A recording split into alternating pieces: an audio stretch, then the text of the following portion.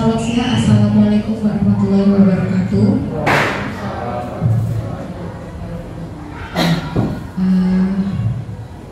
Pertama-tama saya mengucapkan terima kasih untuk Bapak Ibu, teman-teman sudah berkenan untuk hadir dalam acara pada siang hari ini. Semoga kita bisa memanfaatkan waktu yang ada untuk memaksimalkan acara pada siang hari ini, yaitu saya Putri Wahyu Utami dan Mas Puji Nur Hidayat sebagai calon guru penggerak angkatan 9 di Kota Yogyakarta. Pada siang hari ini kami akan menyampaikan diseminasi tentang budaya positif yang ada di dalam kelas, membangun budaya positif di kelas. Nah, sebelum kita mulai pada acara pada kesempatan kali ini, marilah kita mulai dengan berdoa menurut agama dan keyakinan masing-masing. Berdoa yang persilakan. Lalu acara selanjutnya akan ada presentasi dari kami nanti secara bergantian. Untuk yang pertama, materi tentang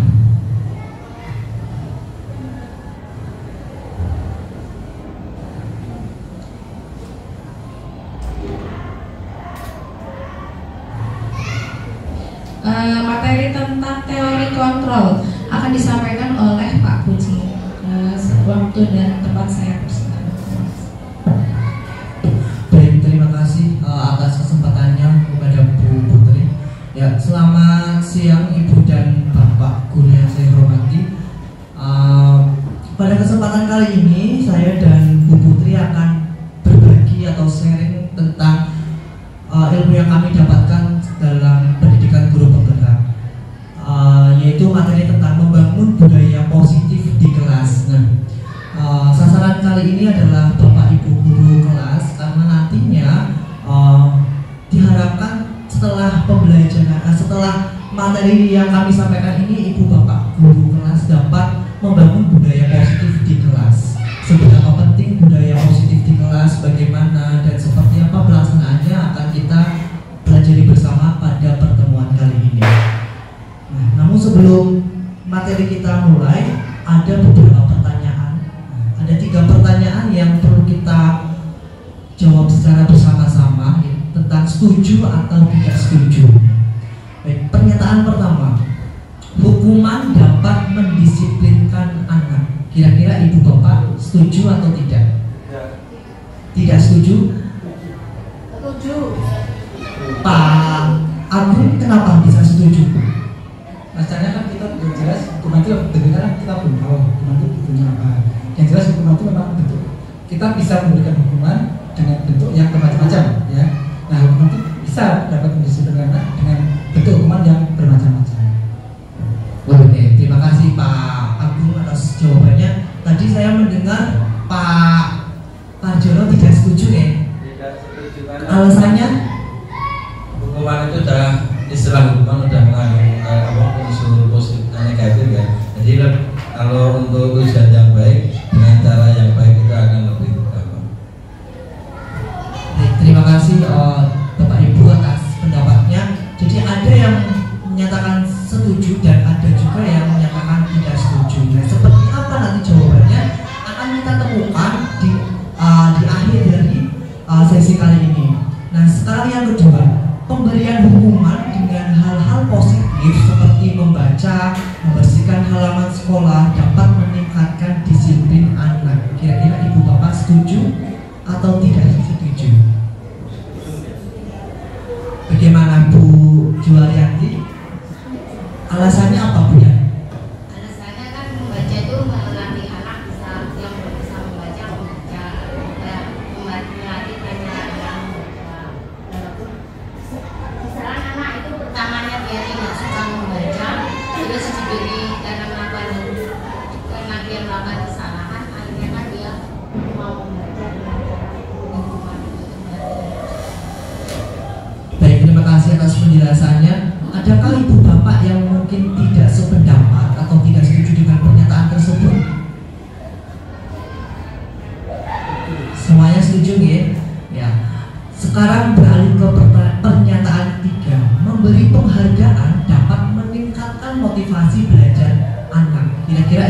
Bapak apakah sependapat atau tidak? Sependapat? Bagaimana Pak Ali? Mengapa Pak Ali bisa menyatakan setuju? Karena untuk mendisiplinkan anak ada beberapa macam cara sehingga dia akan diberikan sanksi hukuman.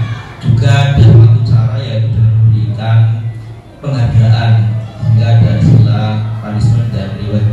Itu kalau anak itu berbuat baik ya kita berikan penghargaan sehingga anak semakin termotivasi untuk melakukan sesuatu yang baik. Baik, terima kasih atas pendapat dari Pak Ali. Ya, Ibu Bapak yang saya hormati, 3 pernyataan tadi yang masih ada di layar bisa dikatakan setuju atau tidak setuju tergantung dari persepsi Ibu Bapak.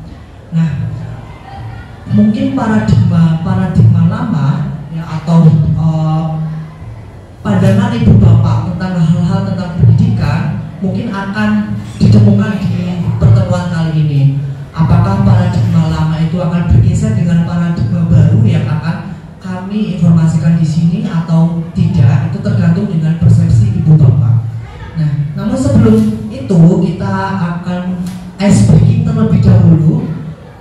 Sebelum masuk ke materi, kita ice breaking tentang perubahan paradigma, ya, perubahan pandangan.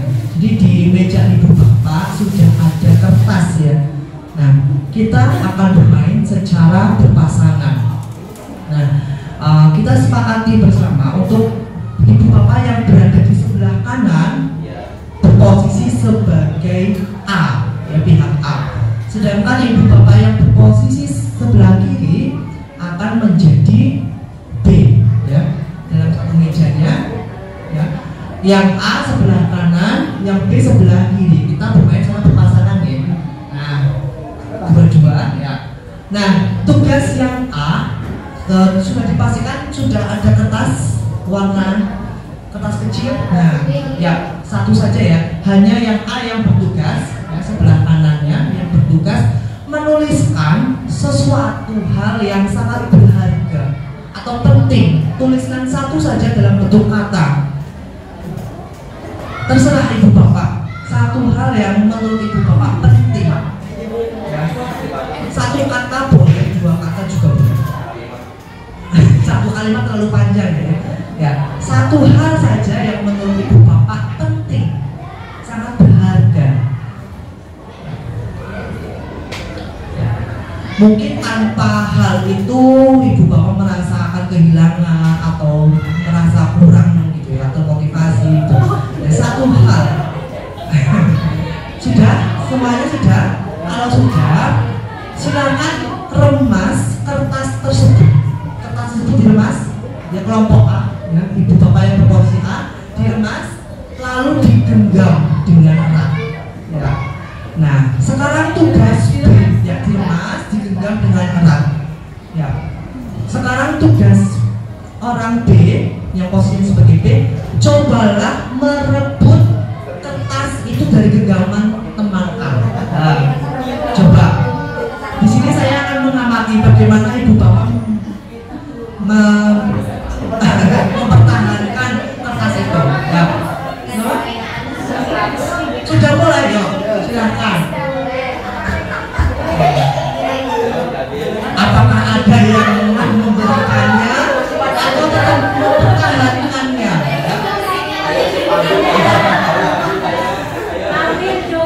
Ayo.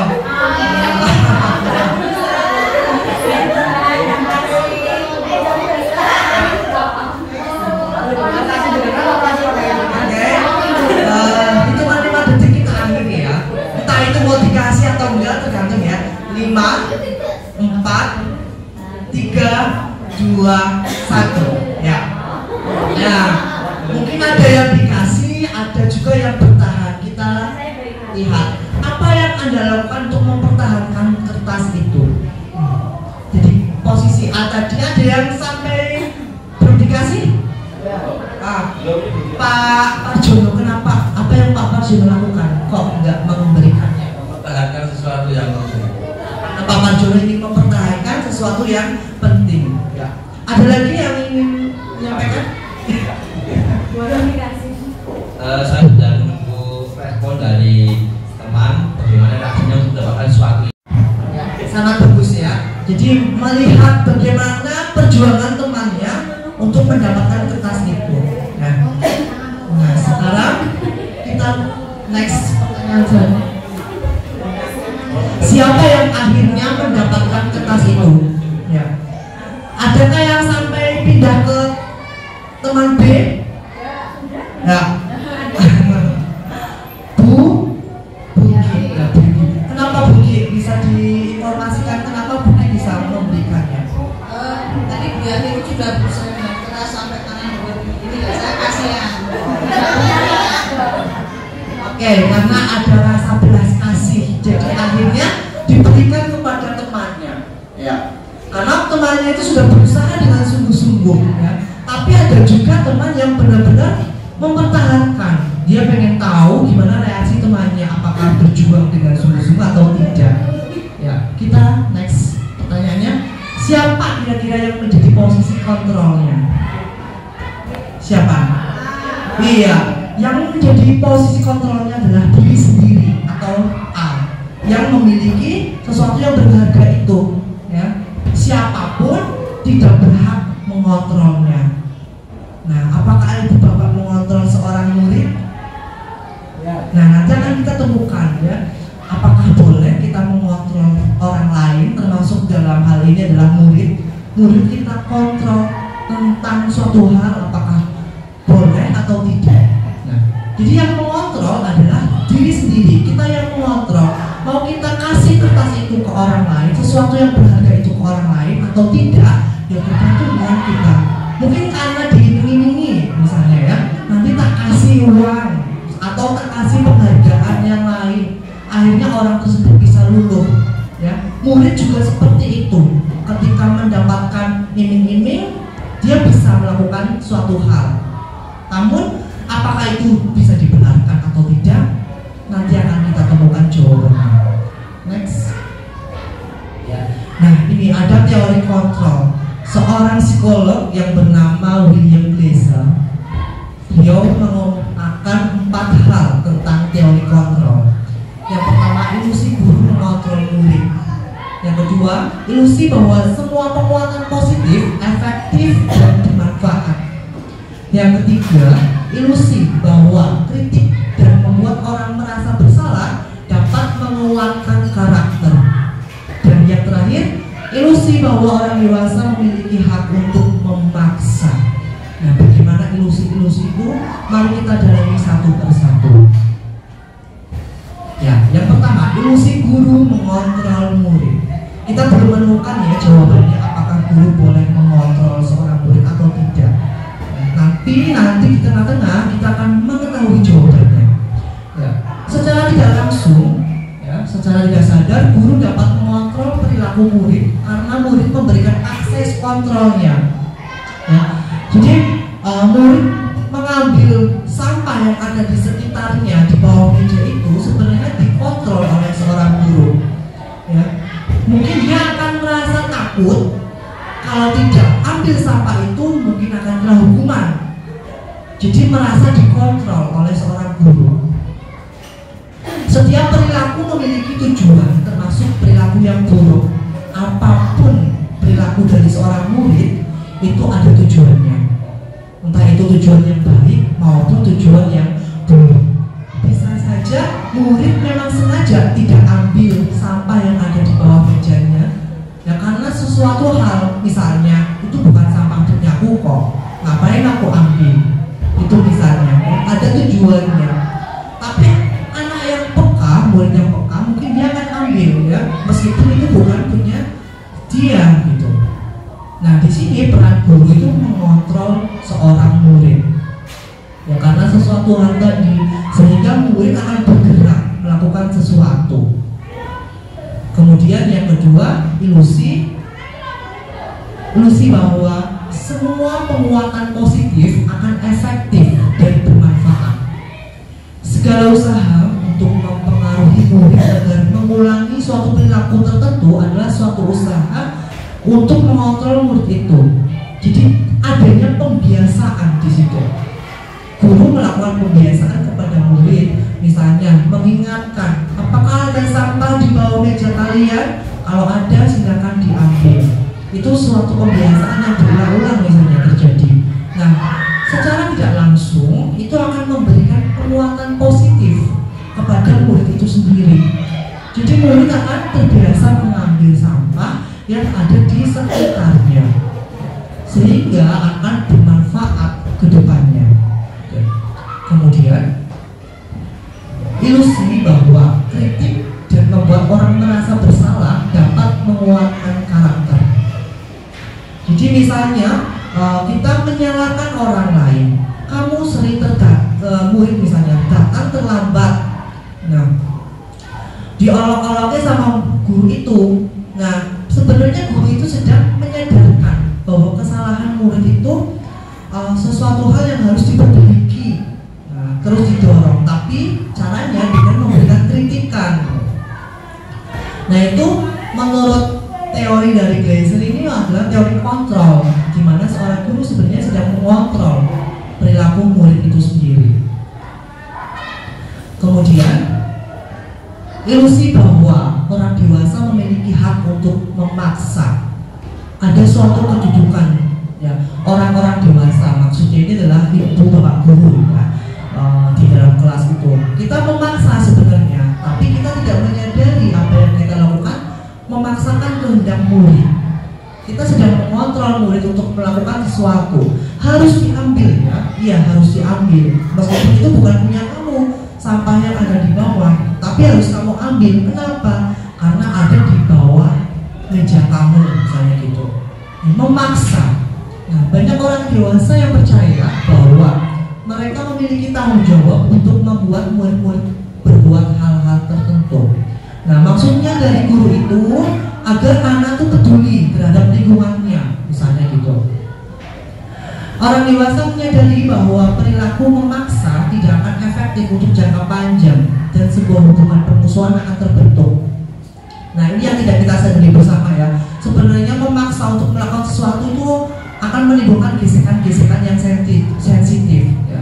Termasuk terjadinya permusuhan, begitu. Misalnya si murid itu sebenarnya itu bukan sampah murid milik murid itu, mungkin murid teman yang lain, ya. Karena kita melihatnya ada di bawah meja murid itu, mungkin kita akan menyalahkan itu punya si murid itu. Akan terjadi perselisihan antar temannya yang sebenarnya punya sampah itu. Next. Nah, hal-hal tadi sebenarnya kita mau berbicara tentang stimulus, respon, dan teori kontrol. Ketika kita memberikan stimulus, pasti akan ada responnya, ya. Ketika kita memberikan air panas ke kulit kita, maka respon kita akan merasa kepanasan kulitnya, ya. Bisa aja teriak atau membuang air panas itu. Nah, bagaimana dengan teori kontrol? Apakah teori kontrol seperti itu? Nah, mari kita simak perbedaannya. Nah, ini ada beberapa perbedaannya. Nah, yang pertama, untuk stimulus respon, sesuatu yang kita berikan akan memberikan respon, ya.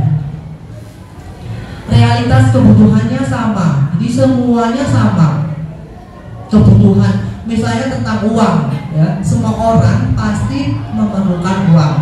Itu namanya stimulus respon, kebutuhannya sama secara umum atau secara general. Tapi kalau kita bahas tentang teori kontrol, realitas kebutuhannya berbeda. Si A dia memang butuh uang, tapi dengan uang 10.000 sudah cukup untuk makan. Tapi si B uang 10.000 mungkin tidak cukup untuk makan, ya, mungkin hanya bisa dipakai untuk beli minumnya saja, sedangkan dia mungkin butuh uang 25.000 untuk makan. Nah, tentu ini berbeda, ya. Nah, ini yang terjadi pada teori kontrol. Kita harus melihat pada sesuatu yang berbeda, tidak boleh dipaksakan, tidak boleh disamakan, seperti stimulus respon. Nah, tentu di stimulus respon juga semua orang melihat yang sama, sedangkan di teori kontrol kita harus melihat perbedaan itu. Bahkan perbedaan itu memiliki tujuan yang sendiri-sendiri masing-masing, gitu, ya. Ada artinya pada teori kontrol. Nah, kita posisi sebagai guru, kita nggak bisa mengontrol semua murid, ya.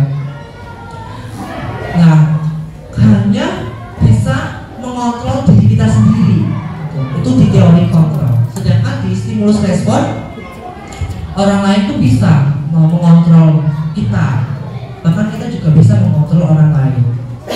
Nah, itu persepsi atau pandangan paradigma yang lama. Sementara paradigma yang baru menyatakan bahwa semua hanya diri sendiri yang bisa mengontrol kita, dan kita tidak berhak mengontrol orang lain. Selanjutnya, nah ini ada quote dari psikolog pendidikan juga, Stephen R. Covey, mengatakan bahwa bila kita ingin membuat kemajuan perlahan, sedikit-sedikit ubahlah sikap atau perilaku Anda. Namun bila kita ingin memperbaiki cara-cara utama, maka kita perlu mengubah kerangka acuan kita. Ubahlah bagaimana Anda melihat dunia, bagaimana Anda berpikir tentang manusia. Ubahlah paradigma Anda, skema pemahaman dan penjelasan aspek-aspek tertentu tentang realitas. Nah, jadi untuk melakukan suatu perubahan dimulai dari diri sendiri, ya, menurut Stephen R. Covey ini. Dan perubahan itu dilakukan secara bertahap, pelan-pelan, tapi ada progresnya pasti. Ya. Kalau kita menginginkan suatu perubahan yang bergerak cepat, ya, dan menyeluruh, tentu tidak bisa dipaksakan dengan seperti itu. Ya. Pasti ada hal-hal yang perlu kita dorong. Kita perlu memerlukan suatu kolaborasi. Nah, kita kuatkan dengan orang-orang yang mau mendorong perubahan itu. Kita rangkul mereka untuk melakukan suatu perubahan, sehingga perubahan akan bergerak secara menyeluruh. Jadi dimulai dari diri sendiri, melakukan perubahan pelan-pelan, kemudian merangkul orang-orang yang mendukung perubahan itu. Dan ini kembali lagi ke paradigma dari setiap orang atau pandangannya. Kemudian, nah, kaitannya dengan teori kontrol, ada hal-hal yang perlu ditanamkan pada diri anak-anak, ya, yaitu nilai disiplin positif. Ada banyak nilai disiplin positif yang perlu kita ketahui bersama, khususnya untuk dibiasakan kepada murid. Belajar tentang disiplin positif tidak harus dengan memberi hukuman. Nah, itu yang benar. Jadi jangan apa-apa selalu dihukum. Nah, itu justru akan membuat identitas yang gagal. Justru akan semakin memperkeruh masalah yang dialami oleh murid. Dikit-dikit dihukum. Itu keliru. Kemudian kata disiplin dimaknai menjadi sesuatu yang dilakukan seseorang pada orang lain untuk mendapatkan kepatuhan. Kenapa sih harus menggunakan kata-kata disiplin? Jadi kita patuh, teratur, selalu dilakukan berulang-ulang, didisiplinkan. Nah, untuk menciptakan murid yang merdeka, syarat utamanya harus ada disiplin yang kuat. Harus ada nilai-nilai positif yang harus ditanamkan, sehingga menciptakan murid yang merdeka seperti apa yang disampaikan oleh Ki Hajar Dewantara. Nah, untuk menanamkan nilai-nilai kedisiplinan, nilai-nilai disiplin positif, kaitannya dengan penerapan di kelas, ada yang namanya nilai-nilai kebajikan universal. Ya. Ini ada banyak nilai yang bisa kita tanamkan dan disebut sebagai nilai kebajikan universal. Ada 6, yaitu profil belajar Pancasila, IBO Primary Years Program, 9 pilar karakter, lifelong with lives and life skills, the 7 essential virtues, dan yang ke-6, the Virtues Project. Nah, ada banyak sekali nilai-nilai karakter yang sebenarnya sudah ibu bapak guru merasa familiar dengan karakter-karakter ini. Ya. Misalnya profil belajar Pancasila, kemudian di IBO itu ada toleransi, rasa hormat, integritas, mandiri, kejujuran. Ini hanya kita bacakan sekilas saja ya. 9 karakter juga sama, ada toleransi, kemandirian. Yang sebenarnya nilai-nilai karakter itu sangat familiar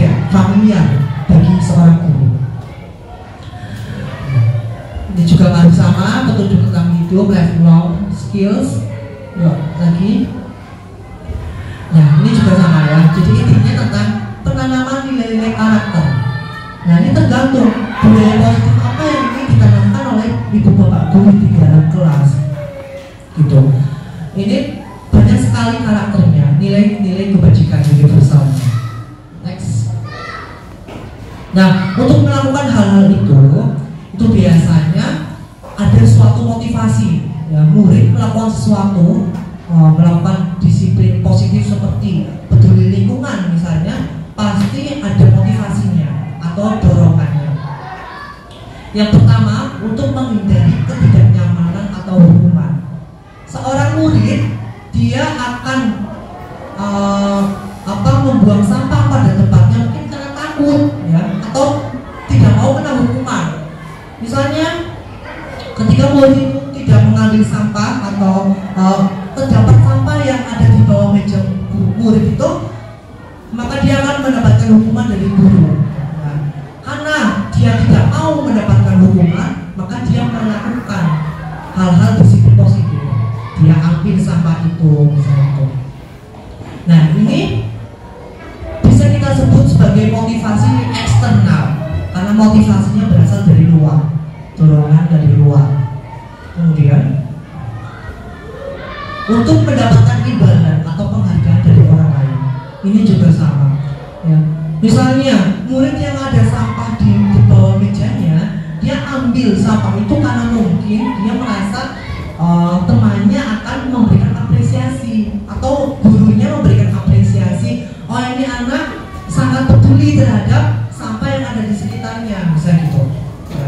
Itu bisa juga terjadi. Nah, karena ini dari luar, maka bisa disebut sebagai motivasi eksternal. Motivasi perilaku selanjutnya yaitu menjadi orang yang mereka inginkan dan menghargai diri dengan nilai-nilai mereka percaya.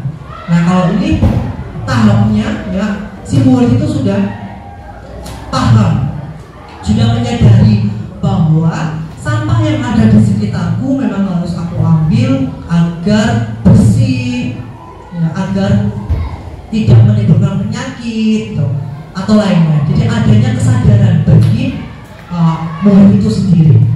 Nah, karena kesadaran ini berasal dari dalam, maka disebut sebagai motivasi internal.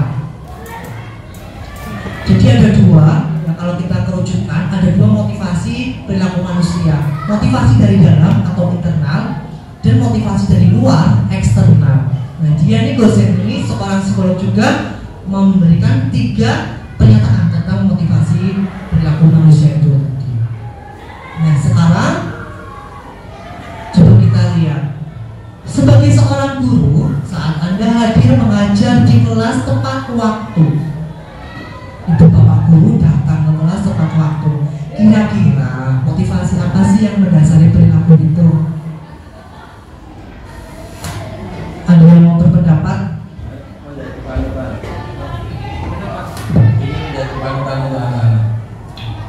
Ingin menjadi panutan untuk anak-anak. Berarti kalau tadi kita lihat lagi, berarti itu motivasinya dari mana? Dari dalam, intrinsik. Adakah yang mungkin berpendapat motivasi dari luar misalnya gitu? Ana, bagaimana demikian? Si eksternalnya ini absen, karena absennya sudah ada jamnya, jam sudah. Kalau tidak datang tepat waktu atau terlambat, maka akan warna merah misalnya gitu ya, akan terekam merah. Nah, ini juga termasuk motivasi dari luar, eksternal ya.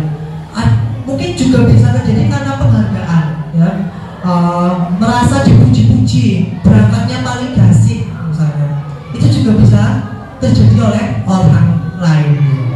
Nah, itu motivasi dari luar atau eksternal. Nah, itu dari segi guru ya. Sekarang bagaimana dengan murid? Sebagai murid, mereka harus mengerjakan tugas yang diberikan oleh guru. Motivasi apakah yang mendasari tindakan murid itu? Guru memberikan tugas kepada murid, kemudian murid pasti akan mengerjakannya. Kira-kira motivasinya apa? Dari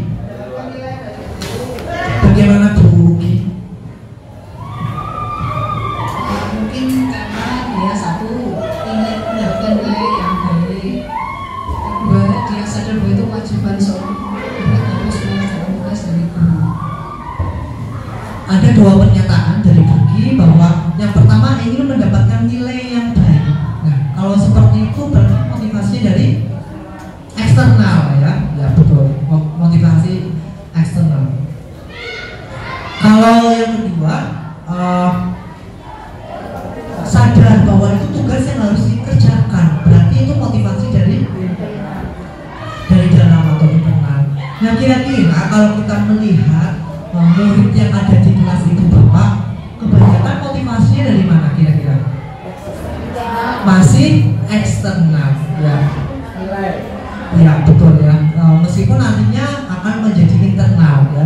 Nah, untuk menginternalisasikan nilai-nilai positif memang tidak mudah, ada prosesnya yang harus dilalui.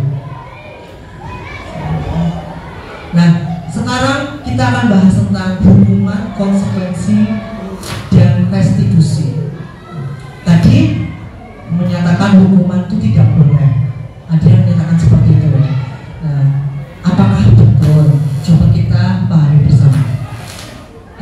Kali ini ada banyak slide, namun hanya kami bacakan secara sekilas saja. Yang pertama, hukuman, sesuatu yang menyakitkan harus terjadi, itu namanya hukuman. Okay. Anak dihukum, itu sebenarnya menyakitkan seorang anak, seorang murid. Tapi bagi guru mungkin tidak menyadari bahwa hukuman itu sebenarnya menyakitkan. Beda dengan konsekuensi. Konsekuensi itu sesuatu yang harus terjadi. Kalau kamu datang terlambat, maka kamu harus lari lapangan 2 kali misalnya. Itu konsekuensi. Ya. Kenapa? Karena sudah disepakati sebelumnya. Itu konsekuensi. Tapi kalau hukuman, dia secara spontan. Sedangkan restitusi itu pilihan, kita balikan ke muridnya. Kamu datang terlambat, kira-kira apa yang harus kamu lakukan? Jadi membuat pilihan kepada murid itu restitusi. Next lagi, langsung ke kesimpulan ada. Hukuman sifatnya tidak terencana dan diputuskan secara tiba-tiba. Ya, langsung orang itu memberikan hukuman kepada murid. Ya, guru langsung memberikan hukuman.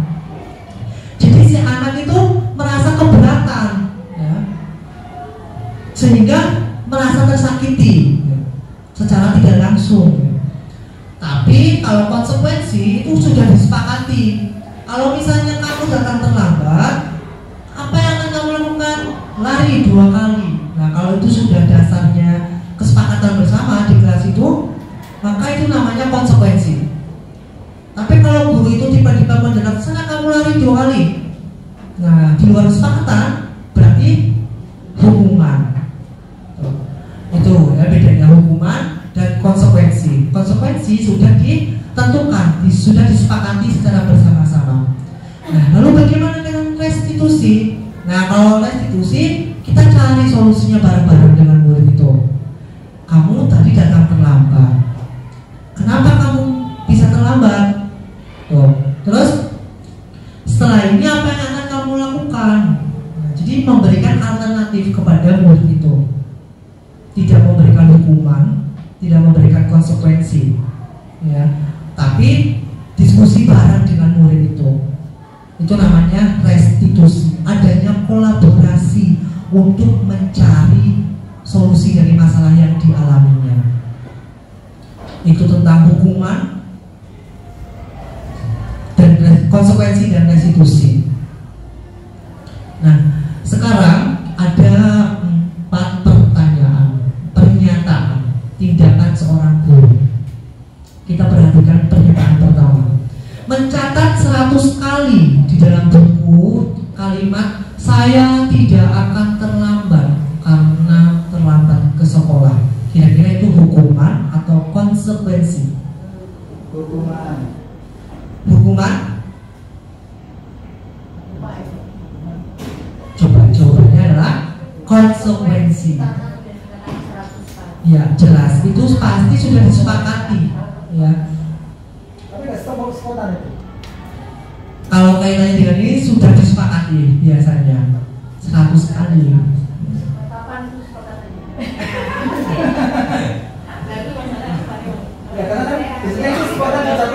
kamu harus catat 100 kali, kamu harus catat, kalau tidak mencatat kamu gitu. Ada kesepakatan nggak kira-kira? Ya. Bedanya gimana? Ya bisa juga sebenarnya hukuman ya. Ya. Kalau dilakukan secara spontan. Ya. Betul. Ya. Coba kita ke pernyataan kedua. Lari mengelilingi lapangan basket 2 kali karena terlambat hadir di sekolah.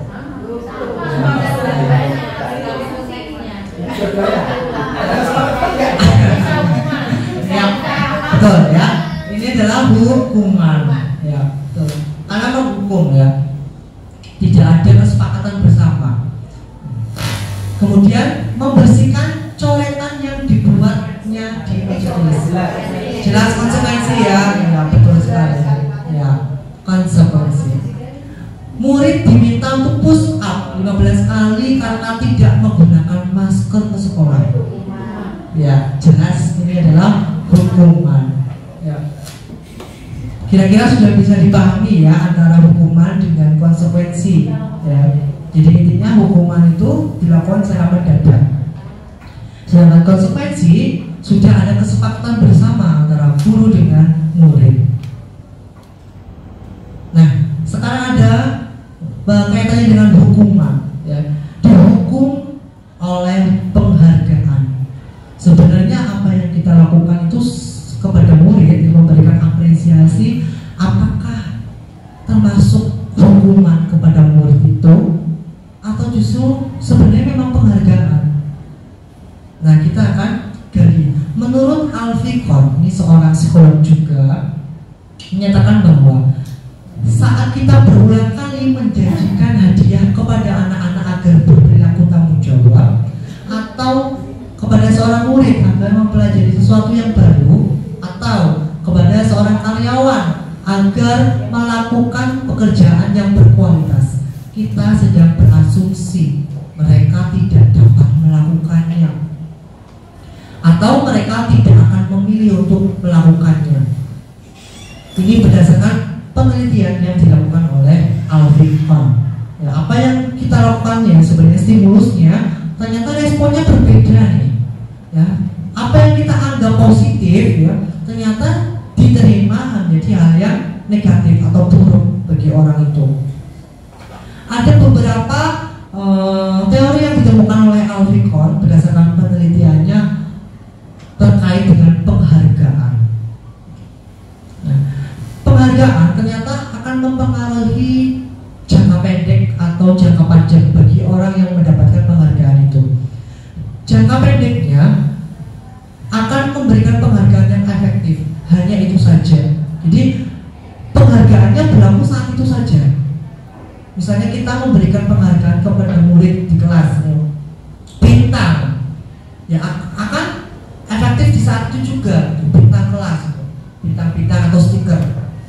Nah, jangka panjangnya maka akan membuat ketergantungan si murid itu. Aku pokoknya pengen dapat bintang yang banyak atau stiker yang banyak. Dia akan ketergantungan. Kalau aku tidak melakukan itu, aku nggak akan dapat nih. Maka aku harus melakukan itu. Jadi mindsetnya sudah beda. Ya, ini penghargaan yang mengarah ke hal-hal negatif, jangka pendek atau panjang. Sebenarnya kita sedang menghukum dengan penghargaan kepada murid. Menurut Alfikon itu. Yang kedua, penghargaan juga tidak efektif jika kita memberikan seseorang suatu penghargaan untuk melakukan sesuatu, maka kita harus terus-menerus memberikan penghargaan itu. Maka orang murid itu akan ketergantungan. Atau kita minta murid untuk membuang sampah pada tempatnya, ya. Karena mungkin belum masuk ke dalam motivasi intrinsik dari dalam, dia mau ambil sampah kalau dapat penghargaan gitu. Nah, ini sebenarnya menghukum. Penghargaan juga bisa merusak hubungan. Ketika seseorang diberi penghargaan atau dipuji di depan orang banyak, maka yang lain akan merasa iri.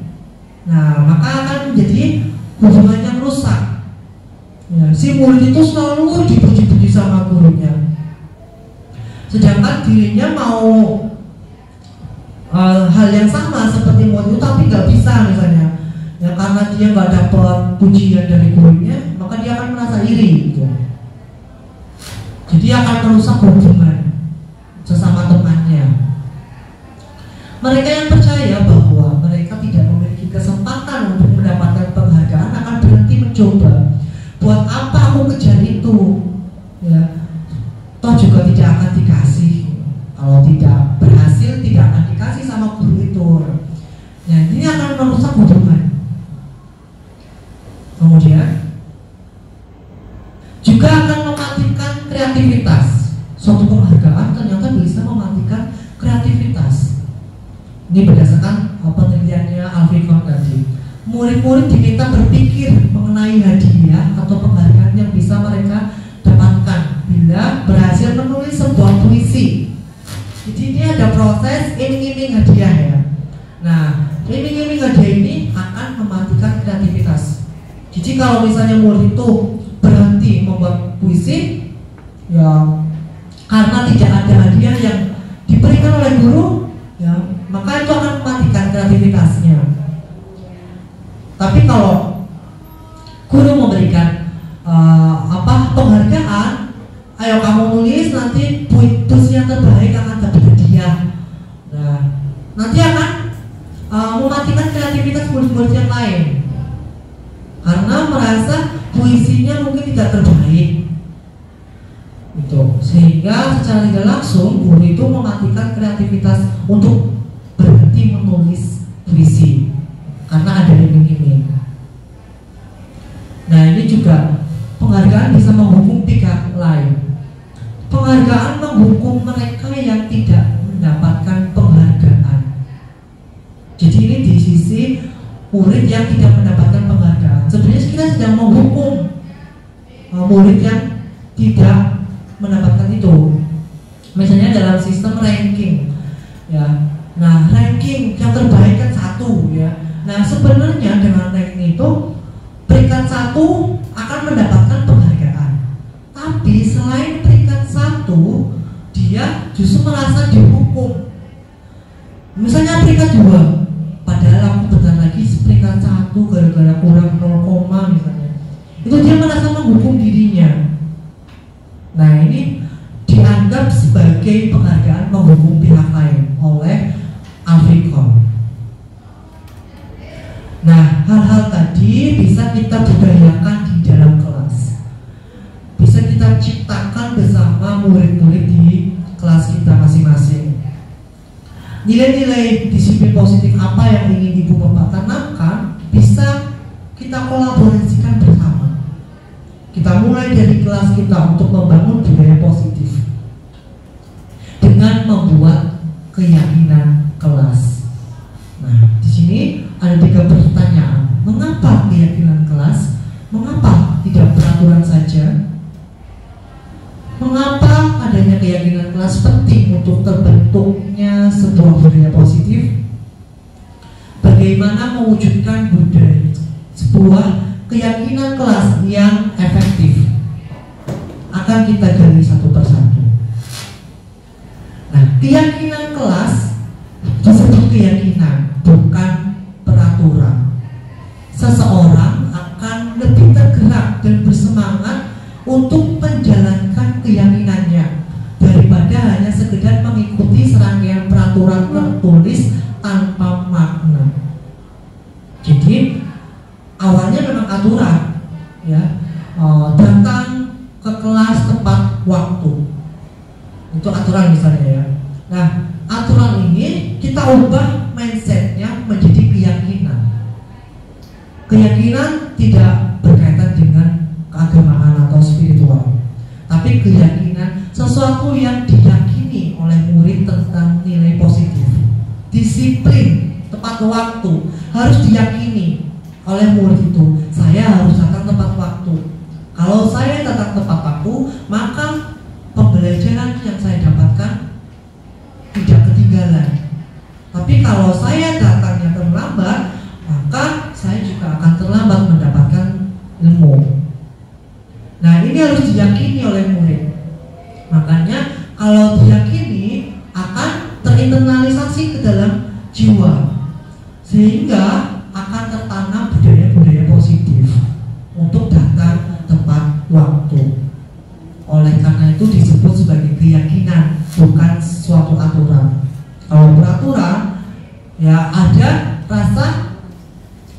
bodoh atau kata cuek gitu, terhadap aturan itu, tidak diyakini di dalam jiwanya. Yang kedua,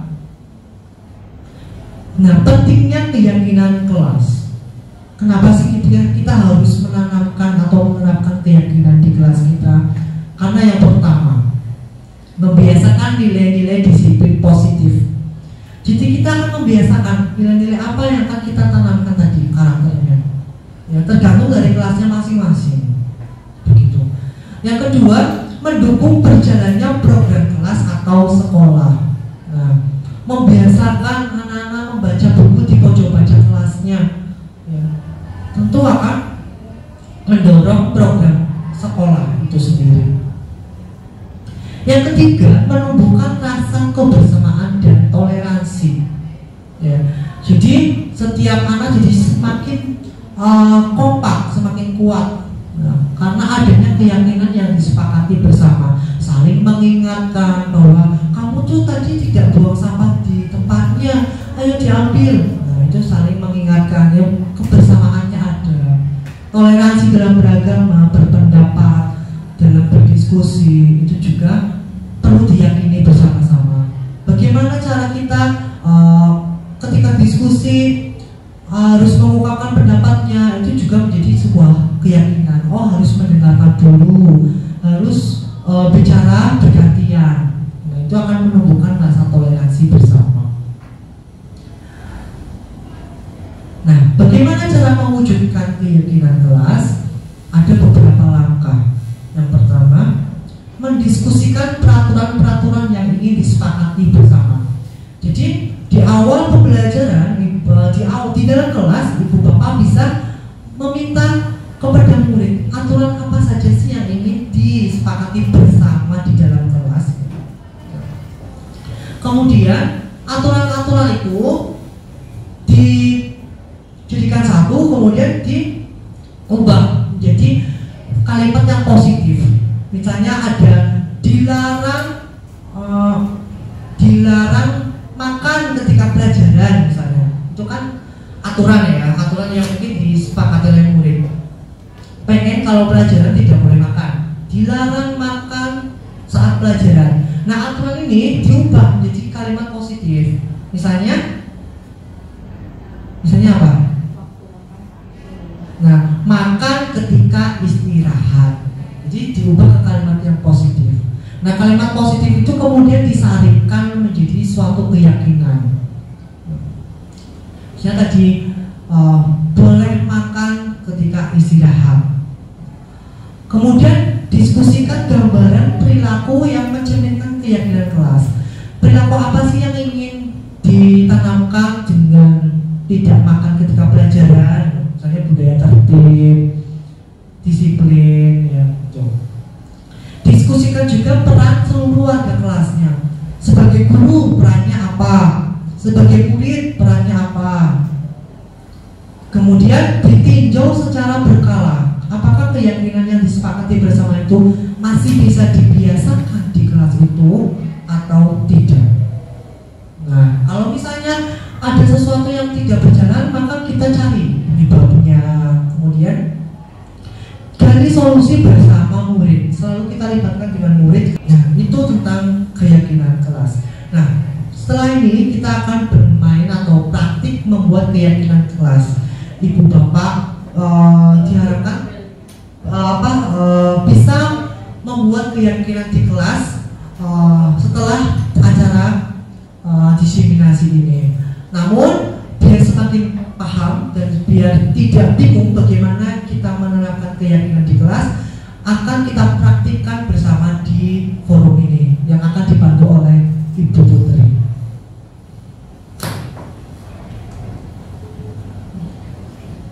Pada siang hari ini kita akan mencoba untuk membuat praktik keyakinan kelas. Saya akan membagikan stick dulu.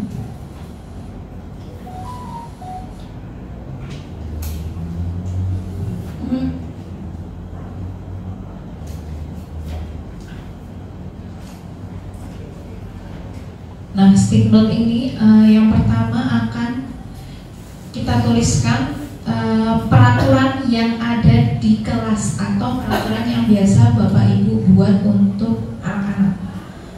Bisa dituliskan, bisa sambil diskusi juga dengan teman sebelahnya. Bisa menuliskan satu peraturan yang biasa disepakati bersama anak-anak.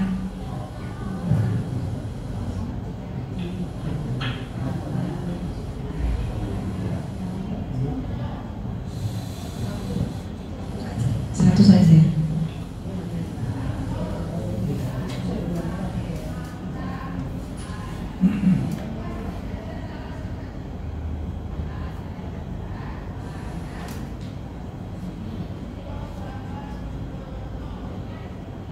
Ada yang sudah jadi?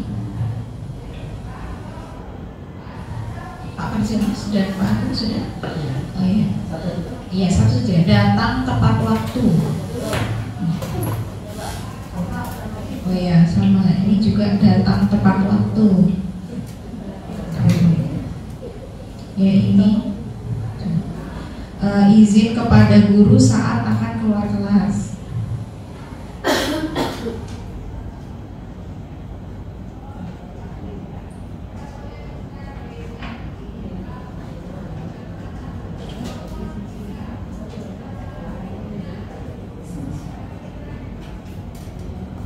Lalu tidak makan saat pelajaran.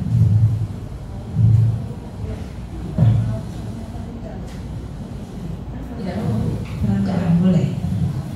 Nanti kita bahas. Lalu tidak boleh membuang sampah sembarangan.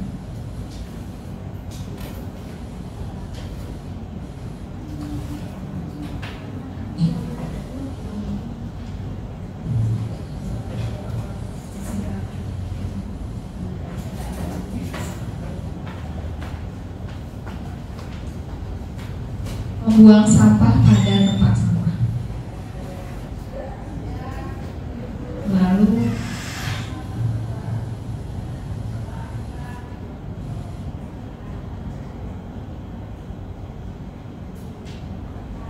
tidak boleh saling mengejek atau mengolok-olok.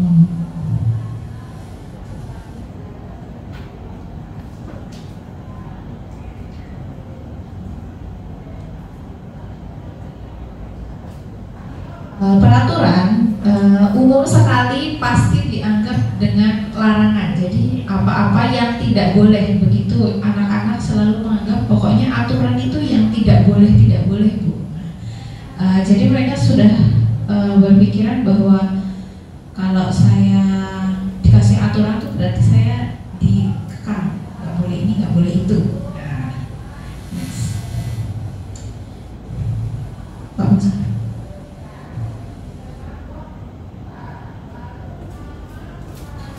Nah, tapi supaya, jadi saya di kelas 1 tuh begitu. Kemarin pelajaran aturan itu apa? Pokoknya yang nggak boleh Bu. Yes, anak-anak berpikiran seperti itu. Nah, sebenarnya aturan-aturan ini kita bisa rubah menjadi kalimat yang positif, sehingga anak-anak ketika melakukan itu ya mereka melakukan, oh saya melakukan ini karena supaya teratur loh, supaya kelas saya nyaman, supaya semuanya berjalan sesuai dengan semestinya, begitu. Jadi misalnya datang tepat waktu, ini sudah positif ya.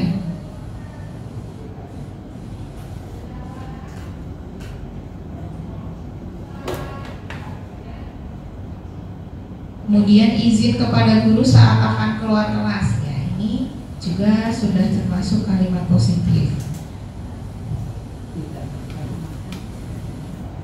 Lalu tidak makan saat pelajaran, kira-kira bisa kita ubah menjadi kalimat positif yang ya. Makan pada waktu istirahat.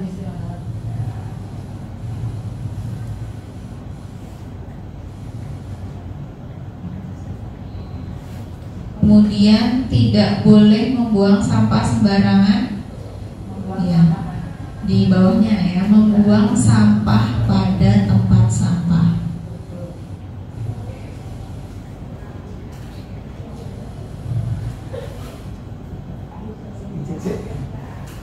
Kemudian tidak boleh saling mengejek. bisa kita ubah menjadi kalimat positif apa Bapak Ibu? Saling menyayangi dan menghargai gitu ya.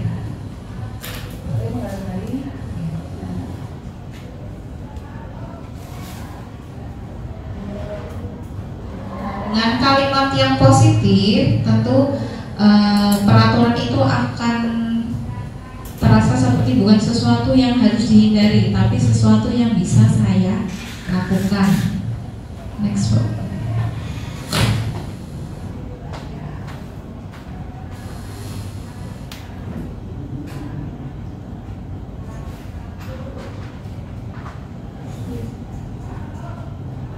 Nah, dari peraturan-peraturan ini, peraturan yang sudah kita rubah dari kalimat-kalimat yang tidak boleh, larangan itu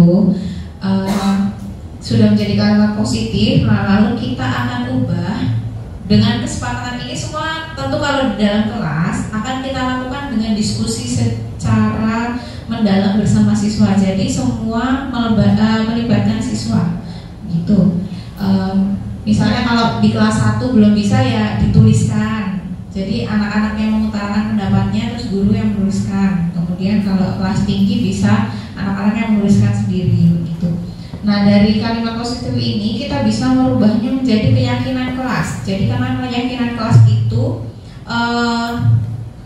intinya dasarnya ketika misalnya datang tepat waktu itu masuk ke nilai apa kira-kira? Ya, masuk ke nilai disiplin. Berarti keyakinan yang ada di kelas itu adalah disiplin.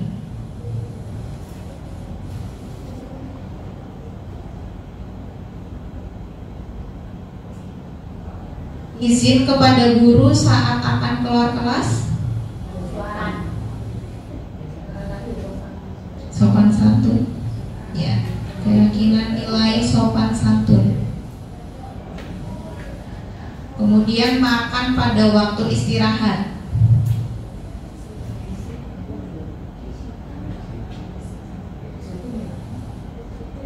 Disiplin, ya. Jadi sama disiplin. Kemudian membuang sampah pada tempatnya. Tertib, ketertiban. Saling menyayangi dan menghargai.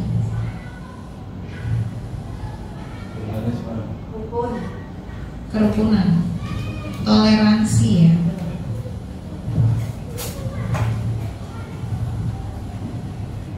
Nah, ini keyakinan yang ada di kelas ini.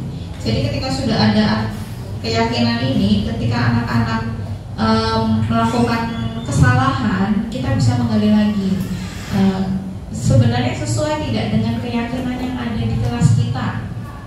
Jadi tidak perlu bingung lagi ini melanggar aturan apa gitu, karena memang anak-anak juga sudah memahami bahwa di kelas kita menerapkan keyakinan-keyakinan ini gitu.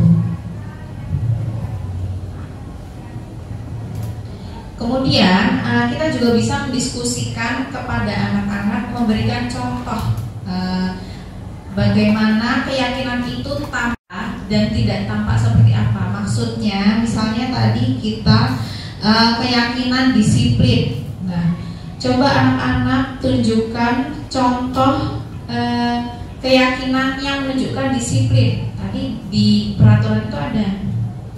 Tampak seperti apa seorang yang disiplin itu? Ya, datang tepat waktu.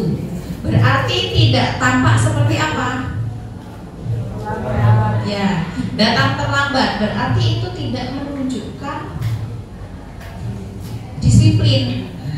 Gitu. Kemudian sopan santun ya seperti itu. Jadi anak-anak diajak berdiskusi kira-kira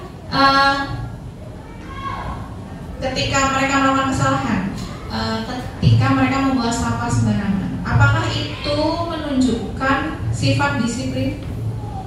Nah, anak-anak diajak diskusi seperti itu. Jadi mereka diajak untuk menggali nilai itu, nilai keyakinan itu, sehingga mereka benar-benar memahami bahwa memang keyakinan kelas itu memang berdiri di kelas kita. Lalu kita juga bisa mendiskusikan. Nah, untuk bagian ini bisa dilakukan ketika keyakinan ini sudah berjalan, tapi di tengah jalan pasti tidak langsung sekali jadi. Pasti di tengah jalan itu akan terjadi melenceng lah, terus gak jalan lah, ya cuma ditempel-tempel aja lah. Nah, supaya ini tetap bisa berjalan, maka kita juga bisa mendiskusikan dengan anak-anak. Misalnya tugas guru itu apa sih? Misalnya mengajar. Saat berbicara di dalam kelas, memberikan materi, itu tugasnya siapa? Berdiskusinya kan seperti itu. Jadi tugasnya guru. Lalu tugasnya anak-anak apa? Mendengarkan. Apakah yang mendengarkan bu guru atau anak-anak? Berarti kan kita saling menghormati. Kita saat bicara bergantian gitu. Lalu kemudian contoh yang lain lagi, tugas guru apa lagi?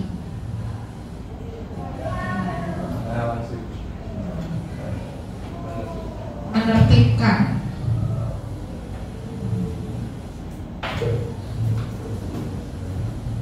Tugas murid melaksanakan aturan. Kemudian menaati aturan. Kemudian apa lagi? Ya, memberi. Ketika kita memberikan pengajaran, biasanya kita akan melakukan penilaian sih Bapak Ibu. Nah, tugas guru adalah memberi nilai. Nah, tugasnya murid adalah supaya mereka mendapat nilai, apa yang harus mereka lakukan? Mengerjakan tugas.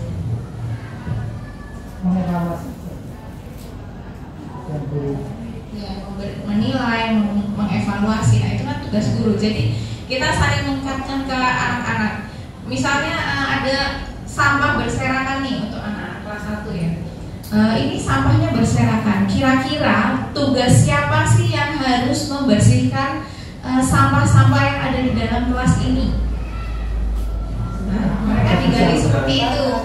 Nah, kita menggali. Jadi kita sama-sama membersihkan. Semua berperan dan bertanggung jawab. Baik itu yang ada di mejamu atau yang ada di sebelahmu. Pokoknya kamu temukan. Jika ada sampah, kamu bisa ambil. Nah, dengan seperti itu, mereka juga anak-anak tuh nilainya terangkat. Jadi mereka tidak terpaksa bahwa harus, ya itu bukan sampahku kok, malah digeser-geser supaya nggak ngambil gitu kan. Tapi karena mereka juga memiliki keyakinan bahwa memang tugasku juga menjaga kebersihan di dalam kelas ini, gitu. Kemudian meninjau ulang keyakinan kelas. Nah, meninjau ulang ini bisa kita lakukan secara berkala.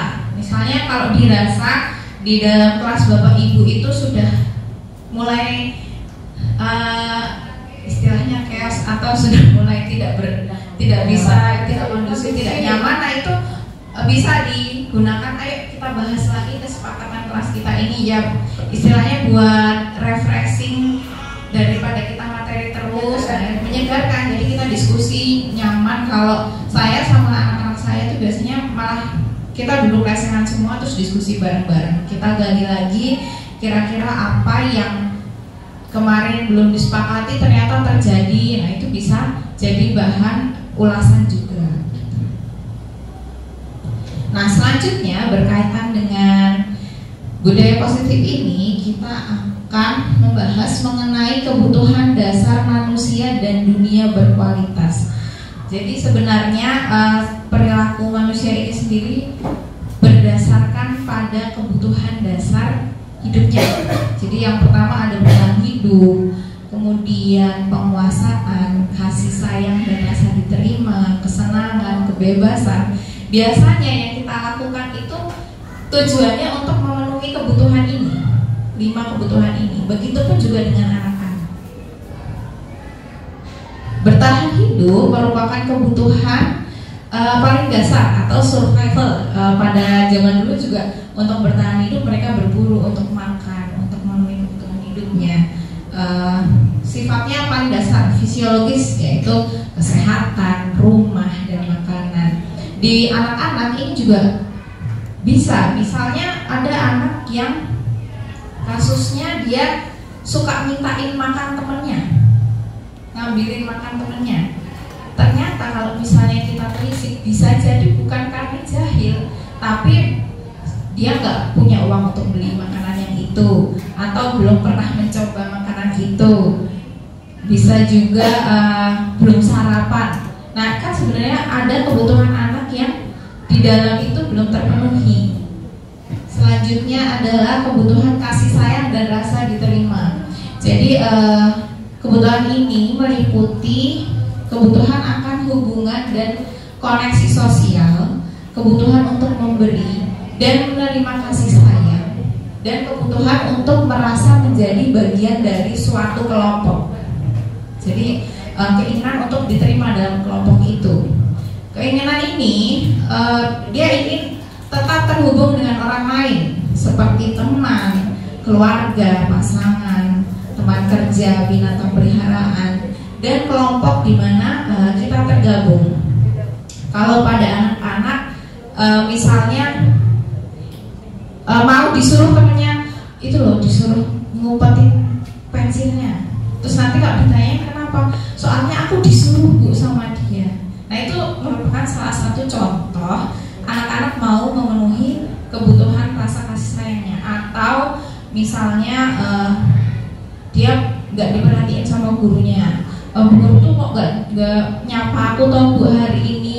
Atau kalau misalnya saya biasa tanya anak-anak, hari ini sarapan apa, ketika saya nggak tanya tuh, kok Bu Putri nggak nanyain saya sarapan apa sih Bu. Nah, itu kan merupakan kebutuhan kasih sayang dan rasa diterima.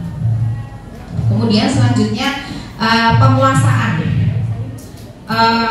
Sebagai individu tuh kita ingin punya rasa berkuasa atas suatu hal. Jadi selain menguasai diri juga rasa ya saya punya kuasa di sini. Kebutuhan ini tuh berhubungan dengan kekuatan untuk mencapai sesuatu, menjadi kompeten, menjadi terampil, diakui atas prestasi dan keterampilan kita, didengarkan, dan memiliki rasa harga diri. Kebutuhan ini meliputi keinginan untuk dianggap berharga, bisa membuat perbedaan, bisa membuat pencapaian, kompeten, diakui, dan dihormati. Jadi kalau positifnya anak-anak pengen dapat nilai 100 terus, jadi nggak pernah salah. Nah, itu kebutuhan dia untuk merasa berkuasa, menguasai pembelajaran ini. Atau anak-anak yang kalau ini berantem belum menang tuh belum marem.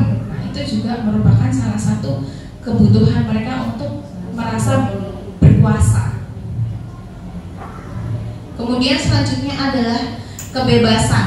Kebebasan itu merupakan kebutuhan akan kemandirian, otonomi, memiliki pilihan, dan mampu mengendalikan arah hidup seseorang.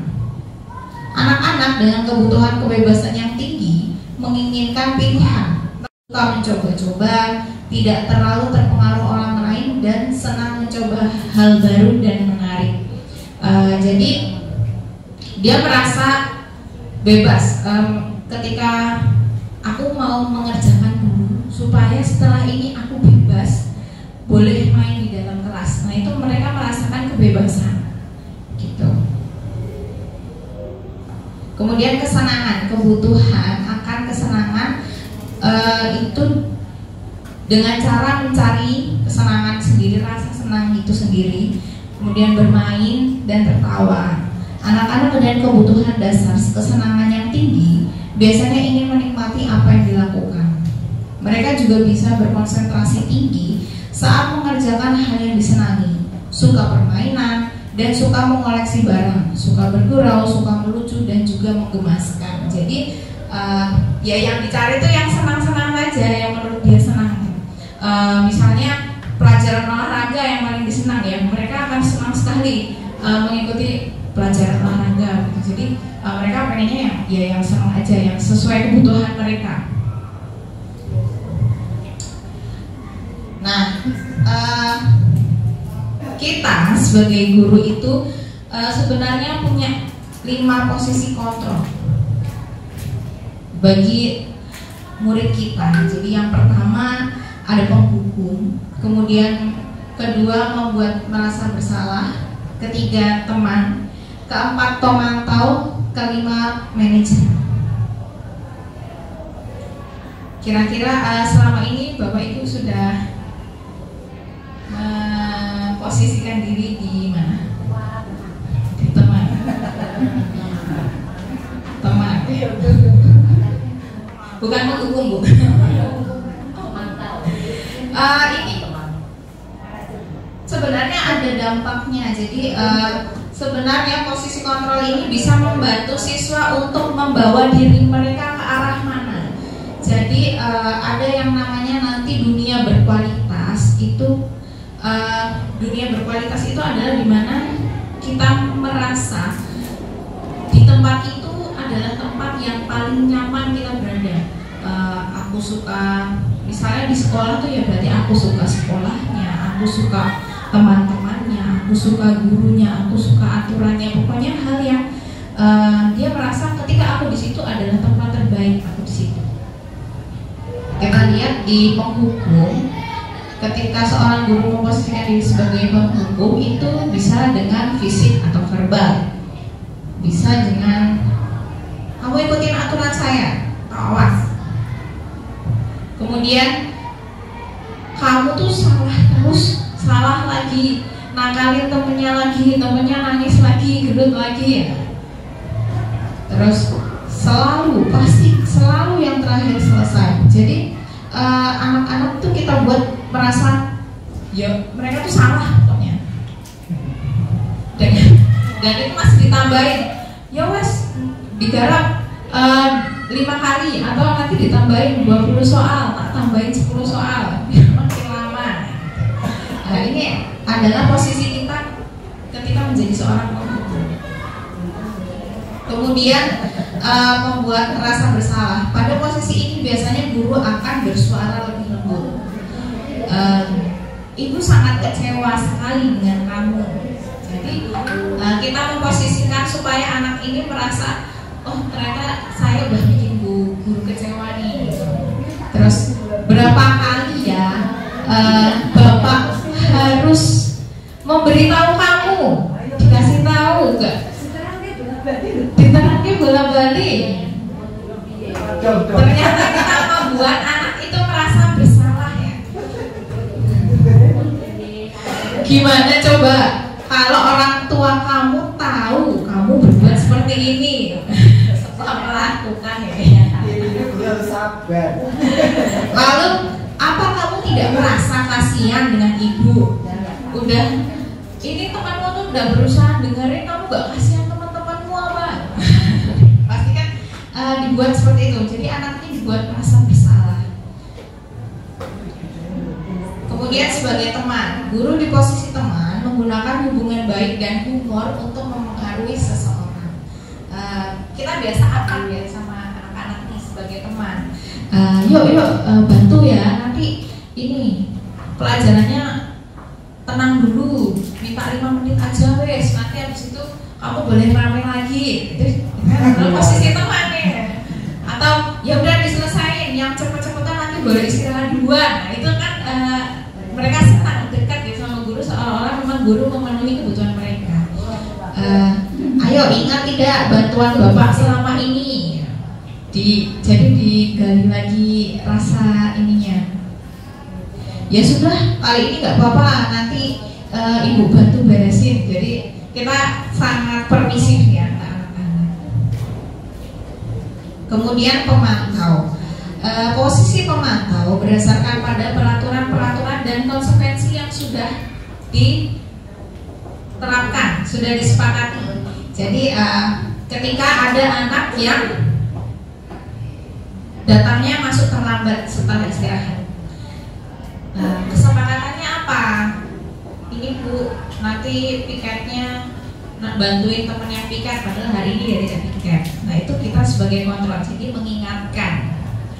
Terus misalnya ada temennya yang nangis gara-gara dia, apa yang harus kamu lakukan kalau ada teman kamu yang nangis? Minta maaf Bu, udah minta maaf sana. Nah itu merupakan posisi pemantau. Sanksi atau konsekuensinya apa? Jadi ketika anak melakukan salah ya kita tanya itu, kamu harus ngelakuin apa tadi sesuai kesepakatan, atau ada yang buang sampah sembarangan harus apa kalau kamu buang sampah sembarangan. Nah itu adalah posisi kita sebagai seorang pemantau. Lalu yang terakhir adalah posisi sebagai seorang manajer. Manajer ini adalah posisi ketika guru mendukung murid agar dapat menemukan solusi atas permasalahannya sendiri dengan cara menanyakan apa yang diyakini murid tersebut. Apakah kamu meyakininya? Apa rencana kamu untuk memperbaiki hal ini? Jadi ketika seorang anak melakukan kesalahan, kita menggali dulu sebenarnya apa yang dilakukan. Kemudian kita mengangkat dulu kondisi anak ini dari rasa bersalah membuat masalah. Jadi anak ini bisa keluar dari masalahnya itu, bisa ditemukan solusinya bersama-sama dengan cara mencari dari nilai yang diyakini dia. Ini lewat diskusi. Diskusi ini disebut dengan segitiga restitusi. Nah, segitiga restitusi ini adalah proses kolaboratif yang mengajarkan murid untuk mencari solusi atau masalah dan membantu murid berpikir tentang orang seperti apa yang mereka inginkan dan bagaimana mereka harus memperlakukan orang lain. Jadi di dunia berkualitas tadi, ketika seorang guru berposisi sebagai pemantau dan manajer, maka sebenarnya si guru ini mencoba untuk berada dalam dunia berkualitas siswa. Jadi ketika kita sebagai penghukum, anak-anak itu pasti akan, oh aku gak mau lah sama bapak ini, soal bapak ini senangannya hukum pasti gak akan terlibat dalam dunia berkualitas dia. Terus kalau misalnya kita sebagai manajer, pasti anak-anak berpikir, oh iya bapak atau ibu ini harus berada bersamaku karena bisa membantuku menjadi orang yang lebih berkualitas dan aku merasa nyaman di tempat ini. Jadi segitiga restitusi ini ada 3 langkah. Yang pertama adalah menstabilkan identitas. Kemudian yang kedua, memvalidasi tindakan yang salah. Lalu yang ketiga adalah menanyakan keyakinan. Nah, yang pertama ketika seorang anak melakukan kesalahan adalah kita stabilkan dulu identitasnya, Bapak Ibu. Jangan sampai posisi dia itu ya bersalah, kamu sih salah, pokoknya apapun yang terjadi, pokoknya kamu yang salah, kamu harus minta maaf. Intinya seperti itu. Biasanya kalau seperti itu ya nanti kebanyakan akan diulangi lagi dan akan terjadi lagi karena ya selesai pada saat itu saja. Tapi kalau dengan segitiga restitusi biasanya anak-anak akan karena menyadari ya apa yang dia lakukan, nah itu akan lebih berbeda. Kita bisa mengungkapkan dengan mengucapkan salah itu tidak apa-apa. Tidak ada manusia yang sempurna. Saya juga pernah melakukan kesalahan seperti itu. Kita bisa menyelesaikan ini. Bapak Ibu tidak tertarik mencari siapa yang salah, tapi Bapak Ibu ingin mencari solusi dari permasalahan ini. Kamu berhak merasa begitu. Apakah kamu sedang menjadi teman yang baik buat dirimu sendiri? Jadi kita manggil nih ke anak-anak, dipanggil, Mbak, Mas, tahu nggak kenapa Bapak Ibu manggil kamu ke sini? Apa yang kamu lakukan? Terus, oh iya Bu, tadi saya ngejek teman saya. Nah lalu baiklah, Bu Putri atau Bu Guru tidak mau mencari siapa yang salah, tapi kita mau cari bagaimana solusi yang paling tepat dan yang terbaik supaya masalah ini terselesaikan. Jadi kita buat penekanan bahwa kita mau cari solusinya, bukan mencari siapa yang salah, karena pasti anaknya dia duluan bu, itu duluan bu, mereka akan saling menyalahkan, nggak mau nggak mau membuka diri. Selanjutnya adalah memvalidasi tindakan yang salah. Kita validasi bahwa memang yang dilakukan itu salah. Misalnya tadi tuh dijegal bu, kita bisa bilang wah iya ya dijegal toh, padahal kamu bisa toh sampai habis tok jegal tok tendang, tambah sakit itu temanmu. Bisa kita akui memang itu perbuatan yang buruk. Kemudian kamu pasti punya alasan kan kenapa kamu melakukan itu. Lalu kamu patut bangga pada dirimu sendiri karena kamu telah melindungi sesuatu yang penting buat kamu. Misalnya ini karena diece terus nangkep kancane ya, dia ngece aku kok bu. Lalu kamu boleh mempertahankan sikap itu, tapi kamu harus menambah sikap yang baru. Kita memberi validasi atas tindakannya itu, atau bisa juga dengan memberi contoh saat terlambat. Ya Bu Putri juga pernah terlambat Mas Mbak, tapi supaya tidak terlambat, apa ya yang kira-kira bisa dilakukan supaya tidak terlambat lagi? Berarti membuat tindakan yang baru. Lalu selanjutnya yang ketiga adalah kita menanyakan keyakinan apa yang diyakini anak itu, apa yang kita percaya sebagai kelas atau keluarga, lalu apa nilai-nilai umum yang telah disepakati, lalu bayangan kita tentang kelas yang ideal, lalu kamu mau jadi orang yang seperti apa. Jadi kita angkat. Jadi yang kita bahas adalah masalahnya, bukan si anak yang melakukan kesalahan ini, supaya anak ini tidak mengulangi tindakan yang salah itu. Tujuannya restitusi itu tadi. Jadi misalnya gini, kita di kelas kita tuh kalau kamu menyakiti teman itu tidak sesuai dengan nilai yang mana ya Mas Mbak, aku berarti nggak sayang bu sama temanku. Padahal kita sudah meyakini bahwa kita harus saling menyayangi dan menghormati.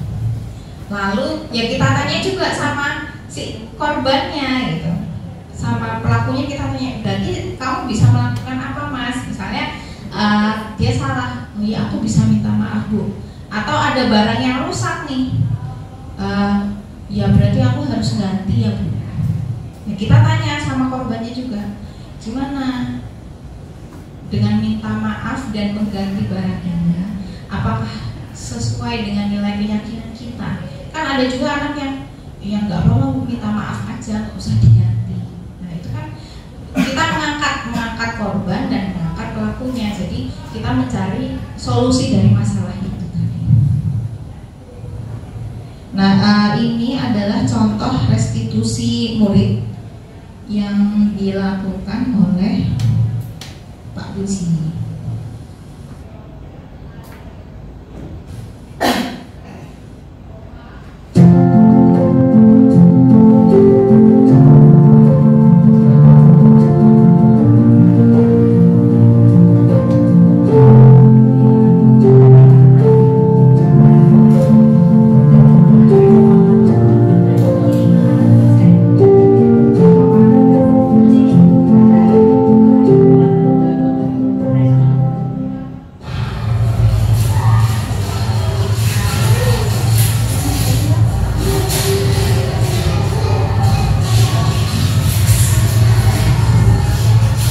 Loh, Alka, apa yang sudah kamu lakukan?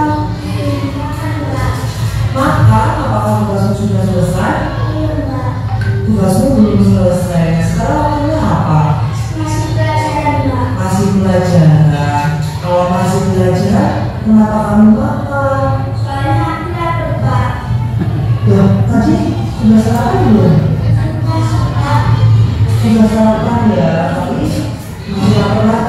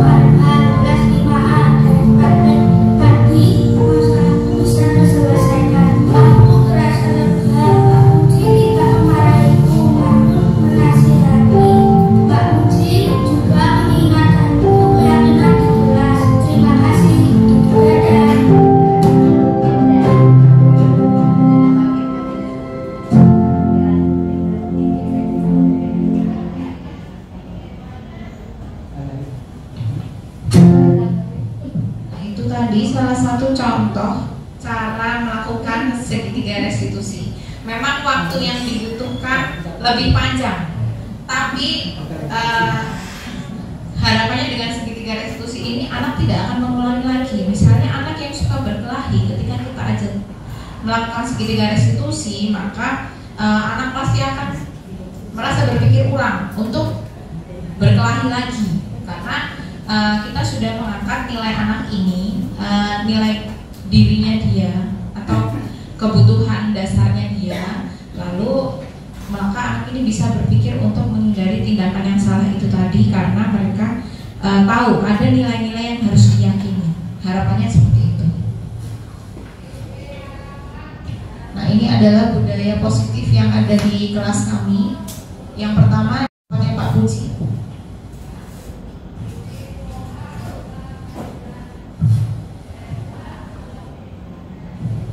Ya, ini adalah budaya kelas, budaya positif yang saya terapkan di kelas, yaitu melalui kotak curhat, sebuah kotak kecil penuh cerita. Jadi sebenarnya sangat simpel Ibu Bapak, saya menyediakan sebuah kotak, itu saya anggap sebagai kotak curhat, dan di sampingnya ada sticky note beserta pulpen. Murid-murid di kelas 5A bebas menuangkan curhatannya tentang apapun yang dialaminya, kemudian dimasukkan ke dalam kotak curhat itu. Nah, ini bermula dari banyak sekali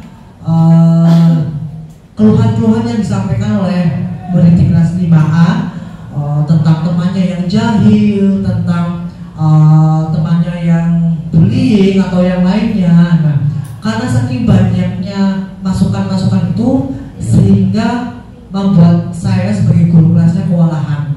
Nah, untuk menampungnya, saya membuat sebuah kotak curhat untuk menampung berbagai keluh kesah yang dialami oleh murid. Tidak hanya permasalahan yang ada di kelas, namun juga permasalahan yang dialami di rumah. Nah, dari hasilnya murid menjadi lebih terbuka kepada saya sebagai gurunya. Apalagi dari kotak curhat itu banyak sekali keluhan yang sebenarnya selama ini dibungkam atau tidak berani disampaikan melalui bentuk obrolan langsung, tapi bisa dituangkan dalam bentuk tulisan yang mana murid-murid di kelas 5A lebih terbuka kepada saya, termasuk permasalahan yang dialami di rumah ketika bertengkar dengan kakaknya atau sedang tidak setuju dengan apa yang dilakukan oleh kedua orang tuanya gitu.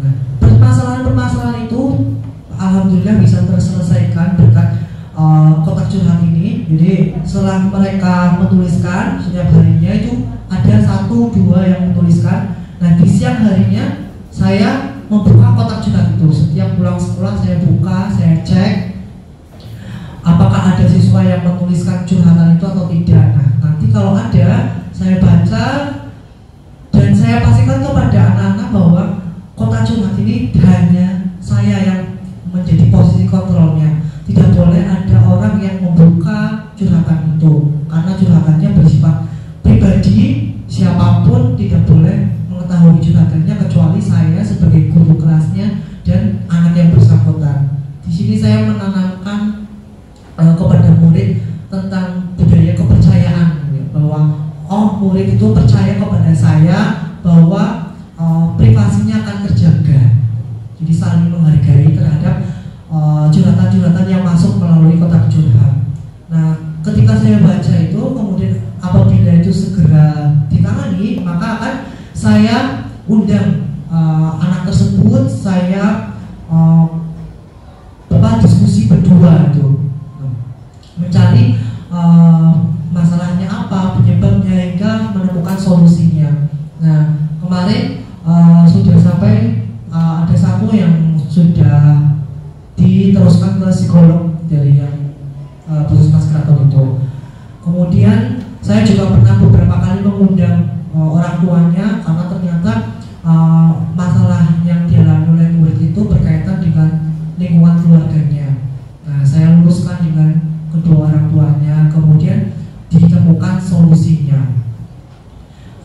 Dari kotak curhat ini juga menjadi sarana mengekspresikan diri melalui tulisan. Yang tadinya pendiam, tidak mau bicara, akhirnya mau menuliskan curhatannya, keluh kesah yang dialaminya, dan mereka merasa lebih lega terhadap permasalahan apa yang mereka alami. Dan tentunya melalui kotak curhat ini juga menjadi wadah refleksi bersama, khususnya di kelas 5A. Dan tidak hanya tentang tidak hanya masalah tentang murid dengan murid atau murid dengan orang tua, tapi juga tentang murid dengan guru. Itu juga saya temukan di kotak curhat itu. Kemudian kritik atau saran terhadap pembelajaran juga bisa dituliskan melalui kotak curhat ini. Nah, itu budaya positif yang saya tanamkan di kelas 5A melalui kotak curhat. Kemudian budaya positif yang ditanamkan di kelas 1A, Bu Putri silakan.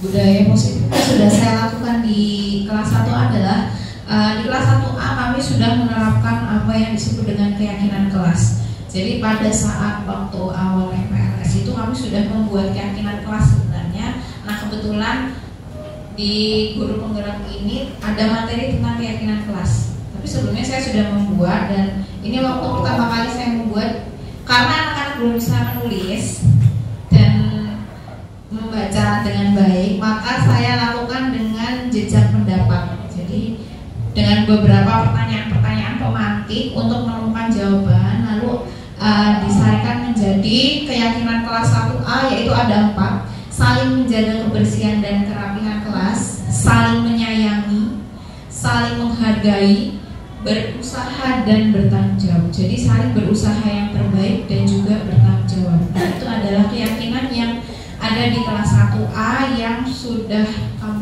saat ini kami kaji sebanyak 1 kali. Jadi kami ulas lagi karena ada tindakan-tindakan yang sering terjadi tapi tidak sesuai dengan keyakinan kelas.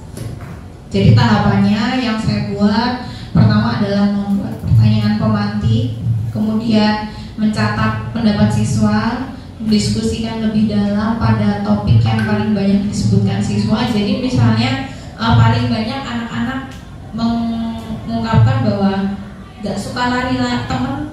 Ada pertanyaan, kamu tidak suka temanmu melakukan apa? Nah, yang dijawab anak-anak, saya gak suka teman saya lari-lari, Bu. Saya tidak suka teman saya mainan pintu. Saya tidak suka teman yang mengejek. Saya tidak suka teman yang lari-lari rame sendiri. Tidak suka yang gelut. Nah itu ketika ada anak yang menjawab lebih dari satu, maka itu menjadi sebuah hal yang perlu dibahas dan kita jadikan sebuah kesepakatan. Setelah topik itu dibahas, maka kita jadikan kesepakatan, lalu diubah menjadi nilai yang diyakini tadi, lalu kemudian menempelkan keyakinan kelas pada tempat yang bisa dibaca semua warga kelas, lalu diulang dan dievaluasi secara berkala. Kebetulan pengevaluasian ini sudah saya lakukan sebanyak 1 kali. Sebelumnya di kelas saya ada siswa yang hobinya berantem. Jadi nggak terima dikit marah, dorong temennya, gendut lah gitu. Kemudian saya lakukan segitiga restitusi tadi. Saya angkat identitas dirinya siswa. Jadi jati dirinya itu saya sebenarnya yang kamu lakukan itu kan dia tahu aku salah gitu, tapi gimana caranya? Saya juga memberikan solusi, membantu. Kalau kamu marah, kamu bisa melakukan, kamu duduk. Teman-temannya yang lain juga saat temanmu ini marah, diingatkan, suruh duduk, suruh sabar. Kalau perlu tok pisah, tok pojok, tok taruh di pojok, temenmu suruh tenang dulu daripada berantem. Kebetulan beberapa waktu ini tidak ada laporan anak ini berkelahi begitu. Kemudian memang sebagai guru juga kita memposisikan diri tidak sedikit-sedikit termancing. Jadi memang anak itu kan hobinya kayak mengadu aja gitu. Bu, aku tuh dijegal, aku tuh apa, pokoknya tuh hal-hal kecil yang memang sebenarnya mereka butuh didengarkan. Cuma kadang memang karena kita capek atau kita keburu ngejar materi, terus memperhatikan ngurus banyak orang kan, kita tuh reaktif, jadi ya langsung ya ini mencari gitu misalnya, atau kue meneh gitu, karena kita berusaha untuk menjadi yang memberikan responnya tuh ya yang secara sadar kita berikan. Kalau misalnya di waduh itu ya mungkin bisa kita tanya dulu, oh iya toh gitu, misalnya ditendang gitu, ada yang sakit atau ada yang luka, baru diajak diskusi gitu. Jadi supaya memang anak-anak tuh tahu, oh memang bu guru itu sebenarnya nggak suka marah-marah, tapi ketika sampai bu guru marah itu saya sudah keterlaluan melakukannya. Coba saya lakukan sebagai salah satu budaya positif di kelas 1A, yaitu menerapkan keyakinan kelas. Nah, selanjutnya kita masuk ke dalam sesi diskusi atau tanya jawab. Boleh Bapak Ibu untuk yang mau bertanya tentang budaya positif yang ada di kelas.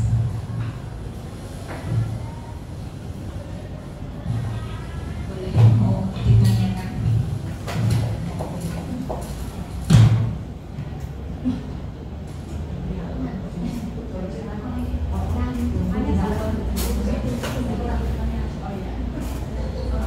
Sama Bugi. Terima kasih atas waktu yang diberikan kepada kami.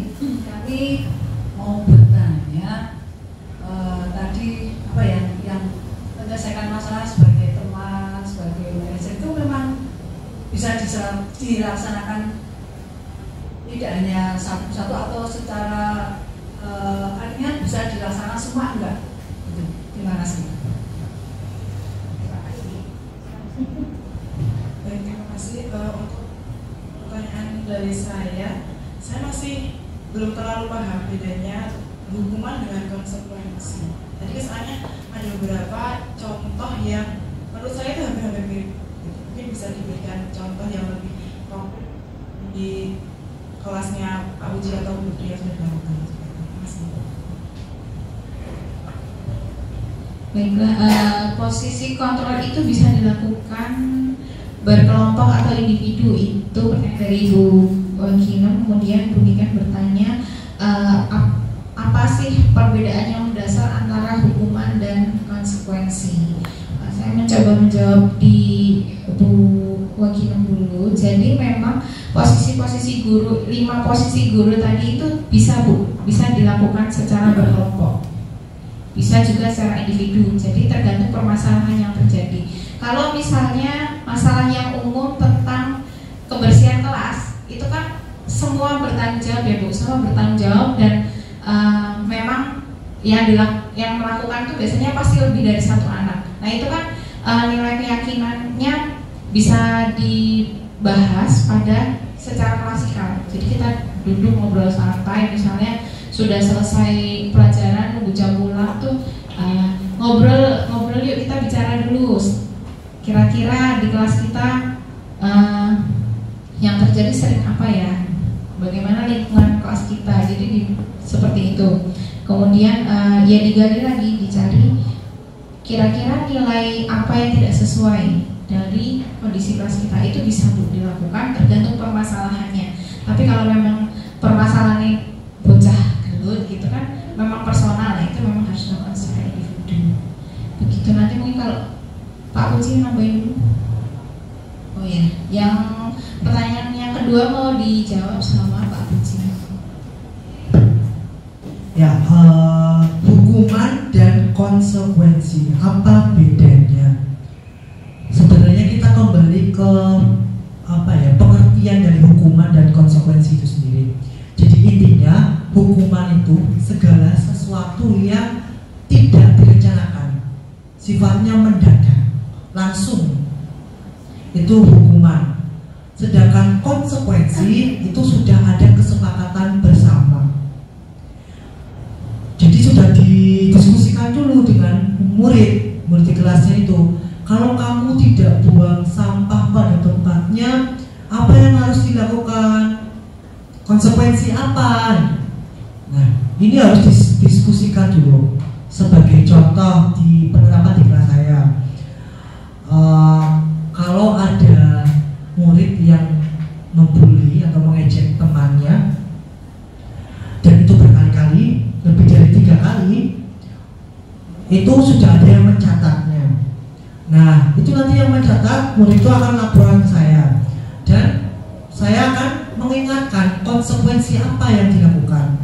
Nah, dulu di awal itu sudah diskusi bersama. Kalau misalnya ada temanmu yang ngebully, temanmu enaknya diapain? Membuang sampah Pak, memungutin sampah berapa? 20, 25, 50. Itu ada level-levelnya. Nah, itu disepakati bersama. Kalau misalnya sekali 20, 2 kali naik 50 gitu. Itu disepakati bersama-sama. Ketika ada kesepakatan itu dan murid-murid sepakat, setuju, maka itu disebut konsekuensi. Jadi murid-murid tahu, oh tadi dia bully, berarti tahu toh apa yang harus dilakukan? Tahu Pak, apa? Ambil sampah berapa? 20. Nah, itu konsekuensi. Karena sudah disepakati bersama. Kalau tiba-tiba saya, kamu harus sampai 100. Nah, itu di luar kesepakatan, berarti hukuman. Mungkin itu ya yang bisa membedakan antara hukuman dan konsekuensi.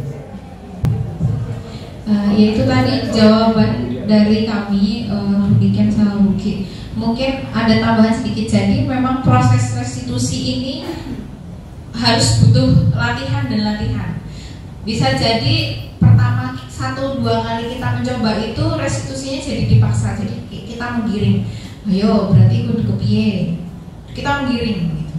Nah, tapi gak apa-apa, itu nanti jadinya sebuah konsekuensi. Jadi bukan hasil restitusi, tapi ketika kita memaksakan ketemu hasilnya dipaksa, itu nanti jadinya restitusi. Jadinya konsekuensi. Sebenarnya masih bagus juga. Nanti kalau sudah terbiasa, nah itu anak-anak bisa memahami, oh memang ketika saya melakukan kesalahan dan itu tidak sesuai keyakinan, anak-anak harus melakukan restitusi. Gitu. Demikian Bapak Ibu hasil dari diseminasi budaya positif dari saya, Putri Wahitami dan Pak Puji Nur Hidayat pada kesempatan kali ini. Untuk menutup pertemuan pada sore hari ini, kita tutup dengan berdoa menurut agama dan keyakinan masing-masing. Berdoa dipersilakan.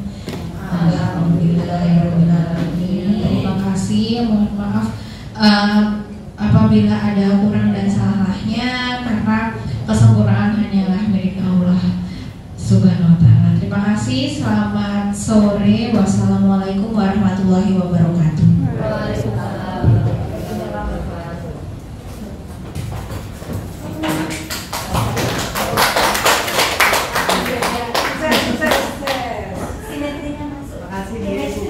Ya hadap sini. Penora gegereta.